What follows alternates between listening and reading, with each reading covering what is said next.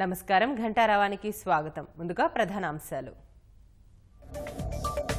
అగ్రవర్ణాల్లో పేదలకు 10% రిజర్వేషన్లకు కేంద్రం ఆమోదం. ఆదాయ పరిమితి 8 లక్షలుగా ప్రతిపాదించే అవకాశం.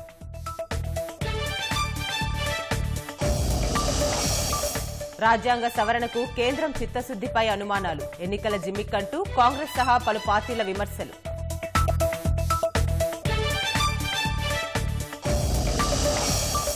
పోలవరం ప్రాజెక్టు పనుల్లో 2 ప్రపంచ రికార్డులు. గిన్నిస్ ప్రతినిధుల నుంచి పత్రాలు స్వీకరించిన సీఎం.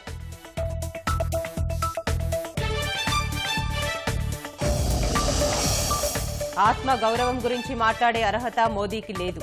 ఆంధ్రప్రదేశ్పై కేంద్రం కక్ష కట్టిందన్న మంత్రులు.